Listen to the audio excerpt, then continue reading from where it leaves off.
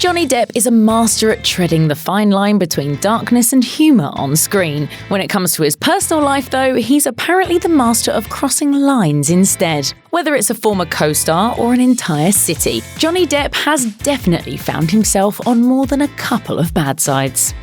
Johnny Depp and Amber Heard met while filming The Rum Diary and started dating in 2012. By January 2014, they were engaged. However, things quickly turned sour from there. Though they walked down the aisle in 2015, text messages obtained by Entertainment Tonight date Depp's alleged abusive behaviour as far back as May of 2014. More details came forward during the pair's gruelling divorce trial in 2016. Per Variety, Heard got a restraining order against the Pirates of the Caribbean star days after their separation went public. TMZ was able to obtain the gritty legal documents in which Heard claimed her ex was verbally and physically abusive throughout the entirety of their relationship. This included an incident where Depp allegedly threw an iPhone at her face. Their divorce, finalised in 2017, may be the nastiest in Hollywood history, emphasised by a video obtained by TMZ that showed Depp slamming kitchen cabinets.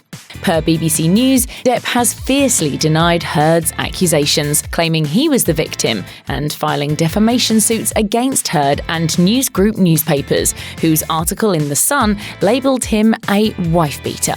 The latter suit was dismissed in 2020, but Heard ultimately filed her own $100 million defamation countersuit, which is still playing out in court. Tesla co-founder Elon Musk was somehow dragged into Johnny Depp's drama with Amber Heard, and he didn't seem all that thrilled about it. In fact, he alleged that Depp was trying to frame him for adultery. According to E! News, Grimes' baby daddy was brought into the mix in 2019 when Depp filed his $50 million defamation suit against Heard. This followed her op-ed in The Washington Post, in which she claimed she was a victim of domestic abuse, something Depp has fervently denied. In Depp's filing, he alleged that Heard got involved with the SpaceX founder when Depp was out of the country, quote, no later than 1 month after their nuptials. Apparently, staff at the building that holds Depp's penthouse saw Musk coming in late at night and leaving in the morning. Musk's story differs. Per E! News, a rep for the billionaire claimed Musk and Amber didn't start seeing each other until May 2016, and things didn't take a romantic turn until some time later. Musk defended himself in a Twitter post, claiming Depp's team, quote, put out video evidence of the alleged affair, but conveniently excluded the date stamp. At the time, he alleged Heard and Depp had already separated. It's rough when you get on an entire city's bad side, but Johnny Depp probably should have thought about that when he threw Wichita, Kansas under the bus during his press rounds for The Rum Diaries. In an effort to defend the flick, which is one of his biggest box office flops, the star told The Guardian, I believe that this film, regardless of what it makes in, Wichita, Kansas this week, which is probably about $13, it doesn't make any difference. I think it's an intelligent film, and a lot of times outside the big cities in the States, they don't want that. Residents of Wichita, which has a population just shy of 390,000, were rightly displeased with Depp's assumption that they weren't smart enough for the film. The Guardian reported what local cinema owner Bill Warren told the Wichita Eagle, that's just sour grapes. Last time I heard, it didn't do well in New York either. It wasn't a very entertaining movie, period. Considering The Rum Diaries has a 36% audience score on Rotten Tomatoes, it's probably safe to admit that Wichita as a whole wasn't the only one who thought it wasn't very good.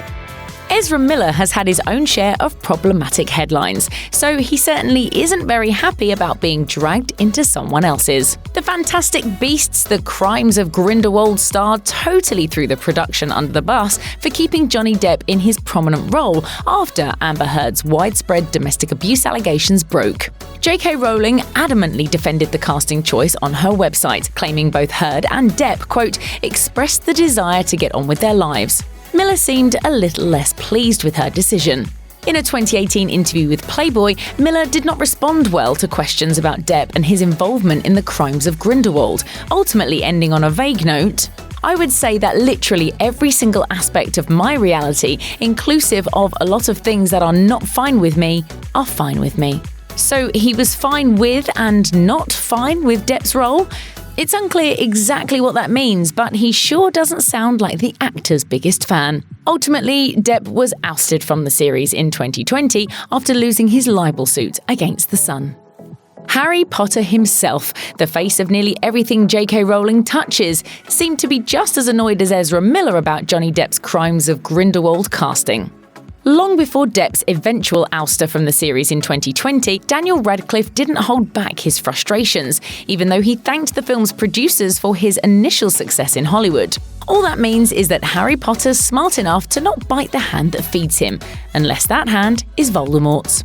In a 2018 interview with Entertainment Weekly, Radcliffe pointed out the double standard by comparing Depp's situation to the NFL, where some players are arrested for smoking marijuana, but others slide by with much worse behavior because of their fame. I suppose the thing I was struck by was we did have a guy who was reprimanded for weed on the original Potter film. Essentially, so obviously what Johnny has been accused of is much greater than that. This was in reference to Jamie Waylett, who played Vincent Crabbe in the series. After the actor was arrested for growing 10 marijuana plants, he was dropped from the Deathly Hallows and ultimately pleaded guilty in court. If that wasn't enough, his subsequent arrest after carrying a petrol bomb in the 2011 London riots probably would have gotten him expelled from Hogwarts anyway. Michael Mann and Johnny Depp are quite obviously not fond of each other, at least if you're reading the tabloids. The pair worked together on the biographical crime drama Public Enemies, which premiered in 2009. Though the film was met with rave reviews and shocking declarations that the true-life story was so jaw-droppingly gritty it had to be toned down for audiences, one of the grittiest parts may have been what happened on set. A Daily Beast article alleged that things were so bad between Depp and Mann on set that, at one point, Depp refused to talk to the director. During an interview with the Baltimore Sun, Mann downplayed their tensions but didn't deny the allegations either, saying, "I will tell you there were scenes and moments it was a complete and total rapport, and other times I'm seeing it one way and we're butting heads a little bit." Johnny said to me the other night, "When things are wonderful and blissful on set, it's usually not a good movie. I want actors to have an interpretation." Dan Wootton, executive editor of British newspaper The Sun, definitely wasn't quiet about his distaste for Johnny Depp. In fact, he was so vocal that it actually got him in legal trouble.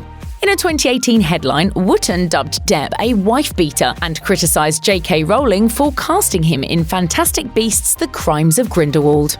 That headline has since been amended to remove the wife-beater claims, but Wootton still asked why Rowling was, quote, hell-bent on backing her famous pal, despite his clearly inexcusable behaviour towards ex-wife Amber Heard. Depp, who's loudly denied Heard's claims of abuse, was not happy to be dubbed a wife-beater and sued Wootton and News Group newspapers, The Sun's parent company, for libel. The pre-trial included character witness statements from his former partners, Vanessa Paradis and Winona Ryder, who both supported him. According to reports from The Guardian and the BBC, the case was postponed because of the novel coronavirus pandemic, but did eventually go to trial later in 2020. After The Sun managed to prove that 12 of the 14 alleged incidents outlined in the article actually happened, a judge dismissed the case, claiming The Sun's assertions were true. Angelina Jolie and Johnny Depp may have starred in some of the most highly revered films in Hollywood, but The Tourist wasn't one of them. The film holds an abysmal 20% critic rating on Rotten Tomatoes, and perhaps some of this can be attributed to the pair's lack of on-screen chemistry. According to a report from In Touch, Jolie and Depp apparently couldn't stand each other on set. Now let's be clear, In Touch isn't exactly known for being an arbiter of truth. In fact, Jolie told The Hollywood Reporter that the pair, quote, really enjoyed working with each other, which also happens to be exactly the kind of thing a person would say if they didn't want the public to know otherwise. Allegedly, the Pirates of the Caribbean star believed Brad Pitt's ex was, quote, uptight and self-involved. Jolie allegedly believed Depp partied too much and was annoyed by his blatant unprofessional behaviour, such as staying out late and subsequently showing up late for filming. Jolie was also reportedly disappointed that he didn't get in better shape for the role and that he didn't want to cut his hair. Kathy Griffin was nearly blacklisted from Hollywood for her ill-advised joke about Donald Trump, but Johnny Depp somehow managed to skirt the same fate when he joked about killing the president at the Glastonbury Arts Festival in 2017. According to the New York Times, Depp, referencing actor John Wilkes Booth, who assassinated Abraham Lincoln, asked, "When was the last time an actor assassinated a president?" The White House wasn't happy with Depp's comments. It's unclear if he warranted an FBI investigation like Griffin's photo. We're guessing not, but the Trump administration still publicly admonished him. According to the New York Times, the then press secretary, Sean Spicer, said, "The president's made it clear that we should denounce violence in all of its forms." Depp walked back on his comments in an interview with People and chalked it up to a, quote, bad joke that was in poor taste. However, this wasn't the first time the White House had beef with the actor. According to TMZ, Depp was kicked out of an HIV/AIDS benefit in January of 1988 for smoking in the Rose Garden. Johnny Depp has had an enormously long career since first appearing in 1984's A Nightmare on Elm Street. Some would argue that along the way, he's made some movies that really didn't need to be made, or at the very least, he's played some characters quite terribly. Former PBS World Channel host Celeste Headlee argued in a blog post that Depp's character in The Lone Ranger, the 2013 film adaptation of the same named 1950s TV show, was best left in the past. Tonto is a stereotype, and that stereotype was so popular during the 1950s TV show that, for many white Americans, the false image of Tonto became the only image of Native Americans that they had. Portrayals of American Indians on film have improved. Last of the Mohicans, The Black Robe, Dances with Wolves are among dozens of good examples. Tonto should have remained a relic of our ignorant, stereotypical past. Headlee, who revealed on an NPR podcast that she's part Native American, isn't alone in her criticism. The film garnered a low 31% critical rating on Rotten Tomatoes, with one journalist for The Reader claiming Depp's character beat the Washington Redskins for the, quote, most grotesque pop culture representation of Native Americans. Check out one of our newest videos right here. Plus, even more Nicki Swift videos about your favorite celebs are coming soon. Subscribe to our YouTube channel and hit the bell so you don't miss a single one.